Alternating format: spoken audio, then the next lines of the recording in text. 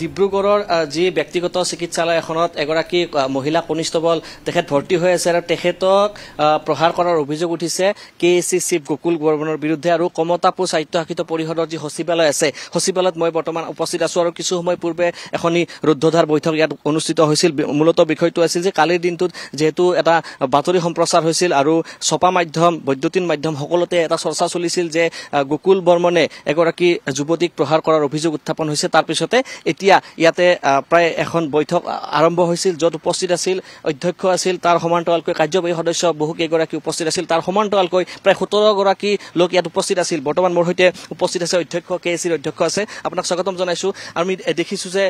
কালিৰে পৰা এটা বাতৰি সম্প্ৰচাৰ হৈ আছে আৰু ডিব্ৰুগড়ত এগৰাকী যুৱতীক প্ৰহাৰ কৰাৰ অভিযোগ উত্থাপন হৈছে কেএচি চিফ গকুল বৰ্মনৰ বিৰুদ্ধে আৰু তেখেত আজিৰ সভাত উপস্থিত নাই প্ৰথম কথা কি বিষয় লৈ পেলাই আজিৰ দিনটোত আলোচনা হৈছিল সংবাদ মাধ্যমত যেটো আৰু সোশ্যাল মিডিয়া আৰু পেপাৰ মিডিয়াত যিবিলাক মানে ওলাই আছে কথা এই কাৰণে ইমাৰ্জেন্সি বিশেষ এজন সাধাৰণ সভা এখন আহ্বান কৰা হৈছে আৰু এই সাধাৰণ সভাত আজি আমাৰ ইএফজিএম সকল ইয়াত উপস্থিত হৈছিল আৰু মূলতঃ এই ঘটনাটোৱে আসলতে ইয়াত কি বিষয়টোত আজি আলোচনা বিবেচনা কৰি যেহেতু ইয়াৰ বিভাগীয় আমাৰ উচ্চতম মানে হেৰি আছে কৰ্তৃপক্ষ তেওঁলোকক আমি জনোৱাৰ কাৰণে আজি আমি আলোচনা হ'ল আৰু আমি সোনকালে ইয়াৰ এটা উচিত তদন্ত হ'ব লাগে আসলতে প্ৰকৃততে ঘটনাটো কি আমি তদন্তটো বিচাৰিছো এইখিনি আজি আমাৰ সিদ্ধান্ত আছিল আচ্ছা আমি দেখিছো যে কালি সামাজিক মাধ্যমত গকুল বৰ্মনে তেখেতে স্পষ্ট কৰিছে যে তেখেতে প্ৰহাৰ কৰা নাই এইবিলাক ভিত্তিহীন বাতৰি এই ধৰণৰ কথা উল্লেখ কৰিছে আৰু যিখন ব্যক্তিগত চিকিৎসালয়ত সাংবাদিক গৈছিল তাত গকুল বৰ্মনক প্ৰত্যক্ষ কৰিছিল গকুল বৰ্মনে যুৱতীগৰাকীক হস্পিটেলত এডমিট কৰোৱা বুলি যুৱতীগৰাকীৰ পিতৃগৰাকীয়ে ভাষ্য প্ৰদান কৰিছে আৰু আজিৰ দিনটোত গকুল বৰ্মন ইয়াত উপস্থিত নাই তেখেত কিয় উপস্থিত নাই আপোনালোকক জনাইছে নেকি এই সম্পৰ্কত যেহেতু আমাৰ এটা হেৰি আছে হোৱাটছআপ গ্ৰুপ আছে আৰু সেই হোৱাটছআপ গ্ৰুপত সেইখন আমি চিঠিখন লিখিলে প্ৰত্যেকে পায় নিশ্চয় গকুল বৰ্মনৰ হয়তো কিবা অসুবিধাত আহিব পৰা নাই কিন্তু আমাৰ কথাটো আজি যিখিনি আমি আছিলোঁ গোটেইখিনি আমি আলোচনা বিবেচনা এটাই কথা আমি কৈছোঁ ঘটনাটো আসলতে আমি এই ঘটনালৈ আমি আসলতে লজ্জিত ঘটনাটো কি কোন দোষী কোন নিৰ্দোষী সেইটো মানে তেওঁৰ দেউতাকে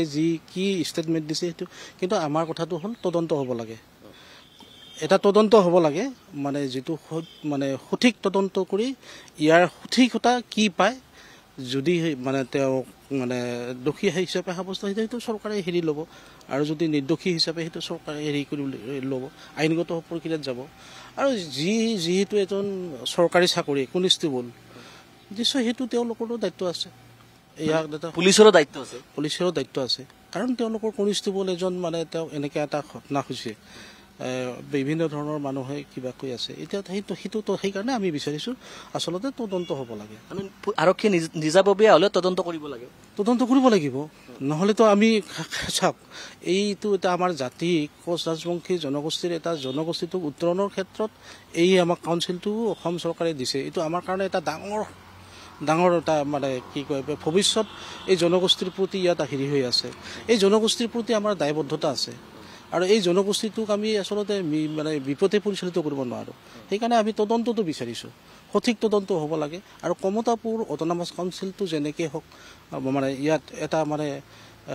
ভাল পদক্ষেপেৰে আগবাঢ়ি নিব লাগে আৰু জনসাধাৰণৰ উন্নয়নৰ অসম চৰকাৰে যিটো ভাবিছে যেনেকৈ আমাক সহায় সহযোগিতাৰ কাৰণে তেওঁলোকে যি প্ৰক্ৰিয়া লৈছে সেই প্ৰক্ৰিয়া অটুট ৰখাৰ কাৰণে আমাৰো কিছু দায়িত্ব আছে সেইকাৰণে আমি তদন্তটো বিচাৰিছোঁ গকুল বৰ্মনক আপুনি ব্যক্তিগতভাৱে ফোন কৰিছিল নেকি ব্যক্তিগতভাৱেতো ফোন কৰিমেই মই যিহেতু অধ্যক্ষ এইবিলাক হৈ আছে বিভিন্ন ধৰণৰ কথা পাতে এতিয়া বিভিন্ন ধৰণৰ মানুহে মানে ধৰণৰ প্ৰশ্ন কৰে বা বিভিন্ন ধৰণৰ কথা পাতে তেতিয়া মই গকুল বৰ্মনক ফোন কৰিছিলোঁ তেখেতে কৈছে এই ঘটনাৰ লগত তেওঁ জড়িত নহয় বুলি কৈছে বাকী সংক্ৰান্তত তেখেতে ডিব্ৰুগড়ৰ সেই চিকিৎসালয়ত যুৱতীগৰাকীক ভৰ্তি কৰিব লগা পৰিৱেশ আহিলে এই বিষয়ে কৈছিল নেকি নাই এই বিষয়ত মই আৰু এই বিষয়ে যিহেতু নাজানো ইমান কথা মই সোধা নাই খালি এটা কথা কৈছোঁ কি ঘটনাটো কি খালি এইটোৱে সুধিছোঁ আজি কিয় নাহিল তেখেতে নজনালে হয়তো মানে তেওঁ জনোৱা নাই এইখিনিয়ে মানে তেওঁ ক'ত থকা বুলি কৈছে এতিয়া নাই মই এই কথাখিনিও মই জ্ঞাত নহয় মানে একো কথা জনোৱা নাই এয়া কমতাপুৰ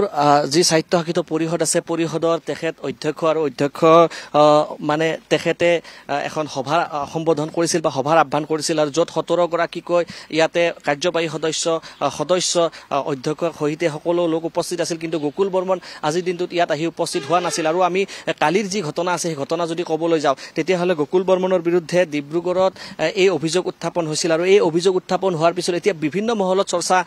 ইতিমধ্যে আৰম্ভ হৈছে কিছু সময় পূৰ্বে মন্তব্য আগবঢ়াইছে একালৰ সংগ্ৰামী কোচ ৰাজবংশী নেতা বিশ্বজিৎ ৰায় তেখেতে কিছু কথা ব্যক্ত কৰিছিল সংবাদ মাধ্যমৰ আগত তেখেতে উল্লেখ কৰিছে যে এই সমগ্ৰ যি ঘটনা আছে এই ঘটনাটোৰ কিন্তু পুংখানুপুংখ তদন্ত হ'ব লাগে বা গকুল বৰ্মন আৰু যি যুৱতীগৰাকীৰ মাজৰ সম্পৰ্কৰ কথা চৰ্চা হৈ আছে আলোচনা হৈ আছে এই আলোচনাৰ ক্ষেত্ৰত আৰক্ষীয়ে কিন্তু ব্যৱস্থা গ্ৰহণ কৰিব লাগে এই ধৰণৰ কথা কৈ আছে আৰু ইতিমধ্যে কমতাপুৰ সাহিত্য শাসিত পৰিষদৰ অধ্যক্ষ তেখেতে নিজে উল্লেখ কৰিছে যে তেখেতসকলে ইয়াতে সভা পাতিছে যেহেতু সংবাদ মাধ্যমত এই বিষয়টো চৰ্চা হৈ আছে সংবাদ মাধ্যমত ইতিমধ্যে বাতৰি প্ৰকাশ পাইছে তাৰ পিছত তেখেতসকলে এটা যৌথভাৱে সমূহীয়া এটা সিদ্ধান্ত লৈছে আৰু এই সিদ্ধান্ত ঊৰ্ধ্বতম কৰ্তৃপক্ষ যেহেতু তেখেতসকলৰ অন্তৰ্বৰ্তীকালীন এখন তেখেতসকলৰ সাহিত্য পৰিষদ আৰু সেয়েহে তেখেতসকলৰ ঊৰ্ধ্বতম যি কৰ্তৃপক্ষ আছে চৰকাৰৰ যি প্ৰতিনিধি আছে সেই প্ৰতিনিধিক ইতিমধ্যে এই বিষয়ে অৱগত কৰিব বুলি তেখেতসকলে উল্লেখ কৰিছে লগতে আৰু এটা কথা তেখেতে স্পষ্ট কৰি দিছে যে যেহেতু মহিলাগৰাকী আৰক্ষীৰ লোক আছিল মহিলাগৰাকীক যেহেতু প্ৰহাৰ কৰাৰ অভিযোগ উত্থাপন হৈছে গকুল বৰ্মনে মহিলাগৰাকীক যুৱতীগৰাকীক যেহেতু হস্পিটেলত এডমিট কৰোৱা বুলি যুৱতীগৰাকীৰ পিতৃয়ে ভাষ্য প্ৰদান কৰিছে অভিযোগ আহিছে ডিব্ৰুগড়ৰ পৰা যে গকুল বৰ্মনে এই যুৱতীগৰাকীক প্ৰহাৰ কৰাৰ অভিযোগ উত্থাপন হৈ গৈছে ডিব্ৰুগড়ৰ এই যি খবৰ আছে খবৰ কিন্তু বঙাইগাঁৱত যথেষ্ট প্ৰতিক্ৰিয়াৰ সৃষ্টি হৈছে পৰি আৰু মূলত কথাটো হৈছে যে সকলোৱে একেমুখে এতিয়া তদন্তৰ কথা কৈছে যে তদন্ত হ'ব লাগে আৰক্ষীয়ে নিজাববীয়াকৈ গোচৰ ৰুজু কৰি হ'লেও তদন্ত কৰিব লাগে বুলি ইতিমধ্যে সৰ্বত্ৰ চৰ্চা হৈ আছে মূলত কথাটো হৈছে যে গকুল বৰ্মনে সামাজিক মাধ্যমত চাফাই দি আছে তেখেত ধোৱা তুলসীৰ পাত কিন্তু আজিৰ দিনটোত কমতাপুৰ সাহিত্য শাসিত পৰিষদৰ এই যিখন সভা আছে সভাত তেখেতক আমি লগ পাম বুলি ভাবি পেলাই তেখেতৰ পৰা মন্তব্য ল'ম বুলি ভাবি পেলাই আমি ইয়াত আহি উপস্থিত হৈছিলোঁ কিন্তু পৰিতাপৰ কথা তেখেত আজিৰ দিনটোত ইয়াত উপস্থিত নহ'ল আৰু তেখেতে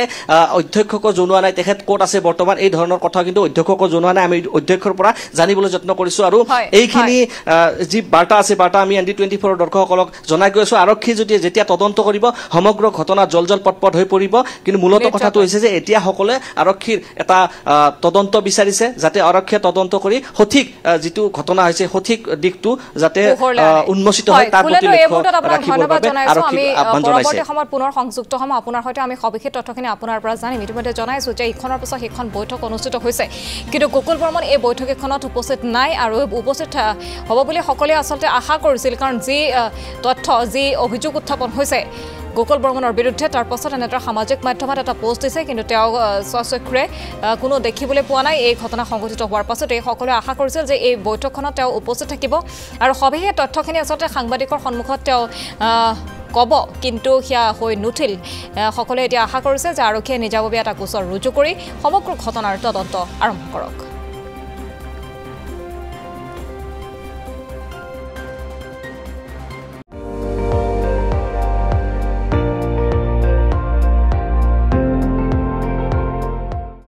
আপুনি চাই আছে ND24